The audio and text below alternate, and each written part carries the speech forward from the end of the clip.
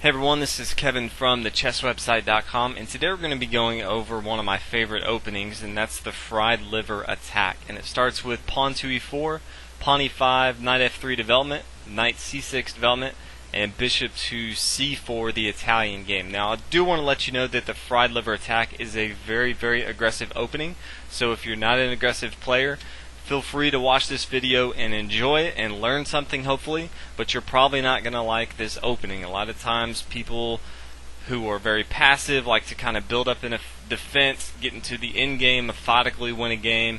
I don't really play like that. I like to attack, and win the game early and as fast as I possibly can. But that's not everyone. So with that said, from here you're really going to see two things. If you see the bishop come down to c5, which is very common, the Gioco piano, you can bring your pawn to b4. And I say this only because this is the Evans Gambit. I play it very frequently, and it is very aggressive. So if you're already getting ready for the fried liver attack, then if they do play bishop to c5, go ahead and have something in your back pocket if they don't play the two knights defense, which the fried liver attack comes from. But if they don't play bishop to c5 here, then more than likely you will see the knight come to f6. Very common move from black. It's the two knights defense against the Italian game. And from here, here's really where the fried liver attack takes off. White's going to continue with knight to g5, and as you can already see, we're starting to put a lot of pressure on this f7 pawn. As many of you know, the f7 pawn is a key weakness for black, and in the last video we talked about if you play e4, then you're going to have a lot more opportunities to attack this pawn on f7, this square in particular. As you can see here, we already have two of our minor pieces keying down on this f7 square. So black from here more than likely will bring his pawn to d5. This is the main line that you'll see, trying to alleviate some of this pressure, and at the same time he has two defenders against this pawn here, so he's trying to block off this bishop that's eyeing down on this pawn on f7, since we do have an additional defender here with our knight on g5. So from here we're going to take with our pawn. This pawn really does nothing for us in the fried liver attack, so we're just going to go ahead and get rid of it. And the knight's now going to come to d5. Again, he can't bring his queen here because then we would just take his queen, but at the same time he still wants to alleviate some of this pressure against this f7 square, so he needs to take back. And again, we are attacking his knight here on c6. So you're going to see his knight come to d5, and as you can see here, now white has an option that he can choose to do, and that is take on f7, and that's the fried liver attack. And from here, as you can see, that we are attacking not only this queen here on d8, but we're also attacking this rook here on h8. So from here, although I'm not going to say good or bad, black really needs to take this knight on f7 because it's attacking not only this queen but this rook here. So if he doesn't take, then we're going to take one of these pieces. We're going to not only be up this pawn on f7, but we're also going to be up this exchange for either a rook or a queen. And from here, this is where it really gets aggressive, because white's just going to start to throw everything at the king and try to win the game by checkmate early on in the game. Now I do want to let you know I'm going to be going over a lot of the main moves and a few of the variations that you may see, but keep in mind in the fried liver attack there are many different types of games that can be played. So if I don't cover every single game, don't freak out and say, Kevin, you didn't cover such and such, because there's just hundreds and hundreds of different variations. But I will go over some of the main points that you do want to keep in the back of your mind when you do play the fried liver attack. And a lot of the moves are the same over and over, so as long as you know the main moves, then you'll be completely okay. The next move is queen to f3 and then king to e6. Now this is very important because, again, keep in mind we now, even though we're attacking this king on f7 and we've gained a tempo here, developed our queen and forced the king to move his black to move his king here, he still needs to defend this knight on d5. If he doesn't bring his king to e6, then we can go ahead and take this knight here on d5 and really have a good game.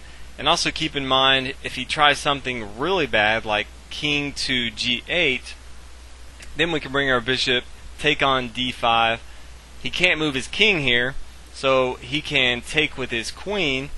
We can take back with our queen, check, but the only move that he has is bishop to e6, and then we take and it's checkmate. So just keep in mind he could make some bad moves if he wanted to, but his best move is going to be e6. The really only other move that I have seen is king to e8, but then keep in mind that we can bring our bishop to d5 take, and he can't take back because our queen here on f3. And as you can see already, we're up in material, and at the same time we have a lot of aggressive momentum that we have going on here. We're looking at queen to f7 for checkmate. Our bishop is still very active, and this is going to be a very good game for white. If he tries to block this with queen to e7, again he doesn't have a lot of options to protect this f7 square. Then we can bring our bishop to c6, take on this, and then he really needs to move his king here. If he takes with his pawn on b6, then we can retake, I'll show you here, and check, and at the same time we are attacking this rook on a8. So again, black's just in a very bad position if he brings his king to g8 or e8. And also if we come back to it, even if he doesn't do that, if he just tries king to e7, well, this is just a really bad spot for him. One, he's going to lose this knight, but at the same time, now he's completely blocked off his bishop, his dark square bishop here on f8. So not only is he going to be down a lot of material, but he can't even develop his pieces. So this is going to be very good for white. But most of what we're going to be talking about today is king to e6, since this is the most common, and this is really what the black king really has to play in order to continue to have a fighting chance. Now from here, white's going to continue with knight to c3, and all these moves so far, this queen to f3 and this knight to c3, they're all going to be the same. So don't worry about how do I remember all these moves.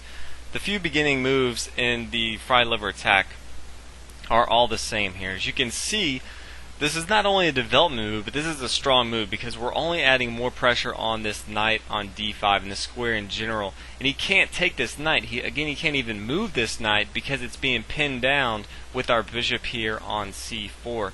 So from here, black really has two options that you will see. The first one is bringing his knight to b4. And he's doing two things. He's trying to alleviate some of this pressure on d5 by adding another defender, but at the same time, he's eyeing down this pawn here on c2. Now from here, there are a few moves. I'm going to go ahead and recommend what I like the best, but there are a few moves that you can do here. One of the most popular moves is pawn to a3, and what this really does is it kind of forces black to bring his knight to c2, and you're like, well, Kevin, we're forcing this knight to take our rook on a1. But if you play the fried liver attack enough, you really know that it's all about the active pieces that you have, and usually this rook here on a1 doesn't get a lot of play. So if we can sacrifice this rook to get this knight here out of the way, that's completely fine. So from here, our king is going to come to d1, and then the knight's going to come to a1 and capture. And this is completely fine because now we're just going to start to throw everything in the kitchen sink at the black king, and we've really just removed this defender here. So again, this is a very aggressive opening, and we're going to be sacrificing, trying to win the game early on. Now from here, white's going to continue, and he's going to capture with his knight on d5, really putting his knight in a great spot. At the same time, black really needs to bring his king to d6. He can't bring it along this f-file, but if he doesn't move his king, then we're going to have a discovered attack once we move our knight here. Now from here, white can continue. He really wants to move this pawn on this d file so he can activate his dark square bishop. And this is a great spot for it because this pawn here on e5 is only getting out of our way, and this pawn we don't really care about. We're just mainly focused with our major pieces and our minor pieces here. So after he takes, we can now bring our bishop to f4, attacking. And this is going to be a very easy win from white. The king's out in the middle, and we have all of our pieces attacking the black king. The next thing you might see, instead of taking on a1, he may bring his knight to d4, which is probably a little better spot for him so he doesn't have his knight out of the way. From here we can continue, take on d5 again. Let's go ahead and take material. And he can't recapture with his queen or with his king because we have our knight here. At the same time, he can bring his king. Now we really want to keep attacking, so we're going to bring our queen here to g3. Again, pinning down this pawn here at the same time getting it away of this knight here on d4. Now it doesn't really matter where black moves, but next move we're really going to want to bring our pawn to d3 so that we can activate our dark square bishop. Again, the black king's in the middle, and we're starting to develop all of our pieces so that we can continue our attack. And the last move that you may come across, you may see knight to e7 here. And from here we can continue. We can actually castle on the king side, and then it doesn't really matter where black goes. A lot of times you'll see pawn to c6 trying to add a lot more pressure on this d5 square. And we can bring our rook to e1, getting ready for pawn to d4, which is just a brutal move for black. Again, we have our rook that's pinning down that pawn on e5, and there's nothing that black can really do, because once we play this pawn we can then activate our dark square bishop, and we're really just going to be attacking the king in the center of the board until we checkmate him. So this is the fried liver attack. Hopefully you guys enjoyed. If you haven't already, please subscribe, and I'll see you guys in the next video.